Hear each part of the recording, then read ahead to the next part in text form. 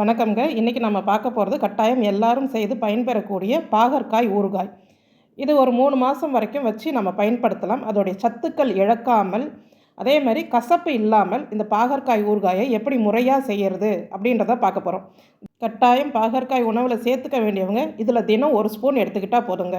Hello viewers, welcome to காப்பியாஸ் village kitchen.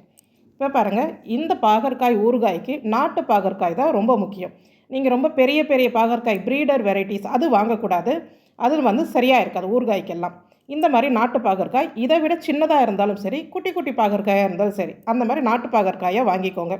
கொஞ்சம் கல்லுப்பு போட்டு தண்ணியில் ஒரு நல்ல 10 நிமிஷம் அப்படியே நல்லா ஊற விட்டு நல்லா அலசி எடுத்துருங்க. 2 தடவை அலசி எடுத்துருங்க. நல்லா நீர் வடிச்சிடணும். அதில் கொஞ்சம் கூட ஈரம் இருக்கக்கூடாது. உணர்ந்த பிறகு நாம் இப்போ நறுக்க போகிறோம். இந்த மாதிரி கொஞ்சம் பழுத்ததாக இருக்குது முனையில் அப்படின்னா அதை கட் பண்ணிவிடுங்க. உள்ள விதை மட்டும் பழுத்து இருந்தால் பரவாயில்லை. நம்ம விதையெல்லாம் எடுத்துகிட்டு தான் செய்ய போகிறோம். இப்போ பாருங்கள், முனையை மட்டும் கட் பண்ணிவிட்டு நல்லா மெலிசாவே நீங்கள் நறுக்கிக்கோங்க. அதாவது ரொம்ப நைஸாக இருக்கக்கூடாது, ரொம்ப தடிமனாகவும் இருக்கக்கூடாது. அந்த அளவுக்கு பாருங்கள், இந்த சைஸ் இருந்தால் போதும். நம்ம சாதாரணமாக பொரியலுக்கெல்லாம் செய்வோம் இல்லையா, அந்த சைஸ் இருந்தால் போதும். நறுக்கி எடுத்துருங்க. உள்ளே இருக்கிற விதைகளை எடுக்கிறது ரொம்ப முக்கியம். ஏன்னா நாம் இதை ஸ்டோர் பண்ண போகிறோம் ஒரு 3 மாதம் வரை. அதனால் உள்ளே இருக்கிற விதைகளை எடுத்துடணும். இது இன்னும் கொஞ்சம் பெரிய சைஸாக இருக்குது அப்படின்றவங்க நீங்கள் 2ஆக நறுக்கிட்டு விதைகளை எல்லாம் எடுத்துகிட்டு அதுக்கப்புறம் கூட நீங்கள் நறுக்கிக்கலாம். நான் சின்ன சைஸுன்றதுனால நான் முழுசாகவே நறுக்கிக்கிட்டேன்.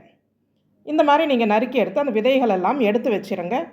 இந்த கொஞ்சம் பழமாக இருக்குது, உள்ள விதைகள் மட்டும் பழுத்து இருக்குதுன்னா அந்த பாகற்காயை வேஸ்ட் பண்ண வேணாம். வெளியில் பச்சையாக இருந்தால் பரவாயில்லை, உள்ளே இருக்கிற அந்த பழுத்த விதைகளை எடுத்துருங்க. பாருங்கள், கொஞ்சம் உள்ள பழுத்த விதைகள்லாம் தான் இருந்துச்சு, ஆனாலும் நான் எல்லாமே எடுத்துருக்கிறேன். இந்த அளவுக்கு இருக்கணும். கொஞ்சம் கூட ஈரப்பதம் இருக்கக்கூடாது. எலுமிச்சைப்பழம் அளவுக்கு, அதாவது கொஞ்சம் பெரிய சைஸ் எலுமிச்சைப்பழம் அளவுக்கு புளி எடுத்துங்க. இந்த புளியில் கொட்டையோ அந்த நார் சக்கை எதுவுமே இருக்கக்கூடாதுங்க. அந்த அளவுக்கு பார்த்து புளியை எடுத்துக்கோங்க. ஏன்னா நம்ம புளியை கரைக்கெல்லாம் போகிறது கிடையாது. அதனால் இதை சுத்தப்படுத்தி எடுத்துக்கிறது ரொம்ப முக்கியம். ஒரு 8லேருந்து 10 வரமிளகாய் எடுத்துக்கோங்க, காஞ்ச மிளகாய். இப்போ நாம் அவிக்க போகிறோம். நான் இட்லி பானையில் தண்ணி கொதிக்க வச்சுருக்கிறேன். நீங்கள் ஸ்டீமர் வச்சுருந்தீங்கன்னா ஸ்டீமரில் தண்ணி கொதிக்க வச்சுக்கோங்க.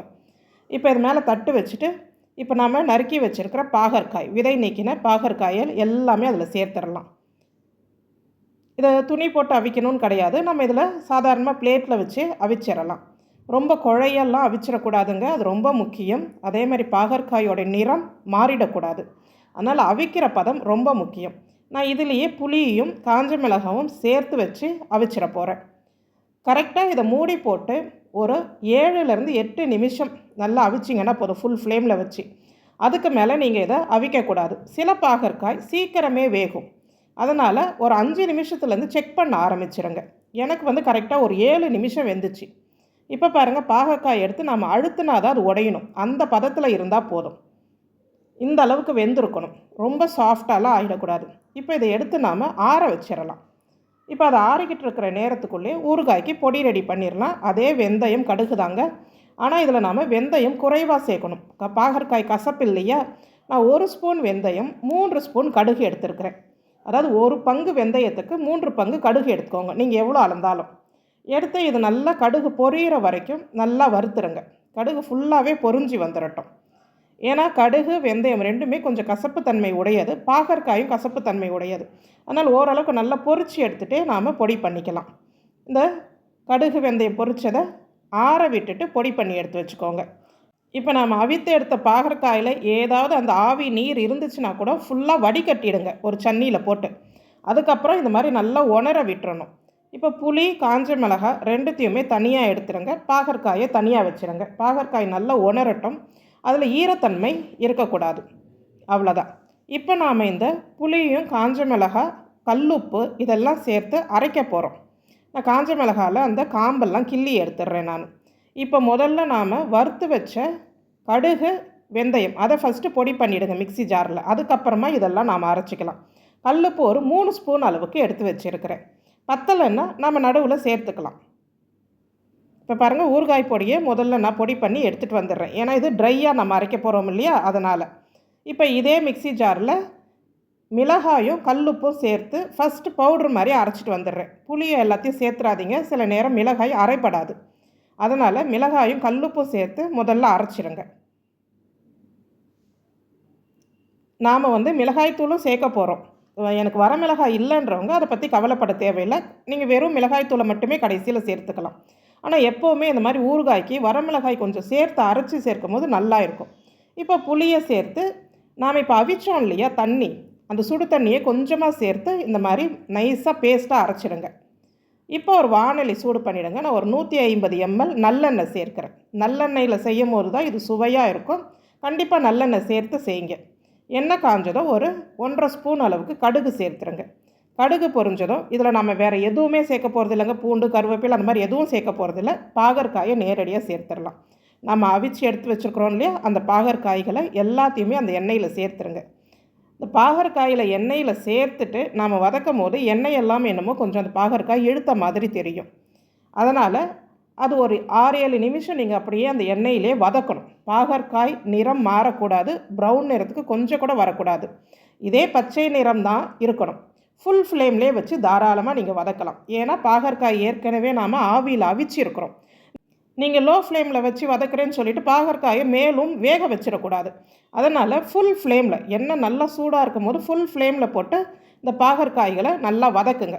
இப்போ பாருங்கள், பாகற்காய் நிறம் மாறாமல் தான் இருக்குது.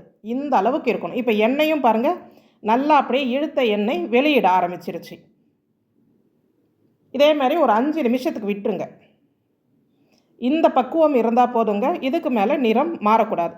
இப்போ நான் இதில் ஒரு 3 டேபிள் ஸ்பூன் அளவுக்கு வெறும் மிளகாய்த்தூள், அதாவது வரமிளகாய் பொடி சேர்க்க போகிறேன்.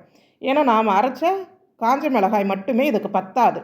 அந்த மாதிரி அரைச்சி போடும் போது அதோடைய டேஸ்ட் ரொம்ப நல்லாயிருக்கும். வெறும் பொடி மட்டுமே சேர்த்தோன்னா இதோடைய டேஸ்ட் கொஞ்சம் அந்த மாவு மாதிரி இருக்கும். ஏன்னா நம்ம வீட்டிலையே அரைக்கிற மிளகாய் பொடி.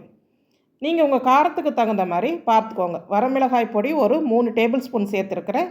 அது கூட அரைச்ச புளி விழுதையும் சேர்த்துட்டேன். சேர்த்து ஒரு 3-4 நிமிஷம் போல் இதை நாம் வதக்கணும். இந்த புளியில் எண்ணெய் இழுத்து எண்ணெய் வெளியே வர ஆரம்பிக்கும்.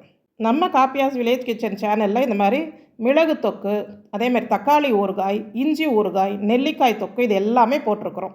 நீங்கள் வேணால் அதை எடுத்து பார்க்கலாம். பாகற்காயில் சத்துக்கள் எதுவுமே போகாத அளவுக்கு தான் நாம் இதை செய்கிறோம்.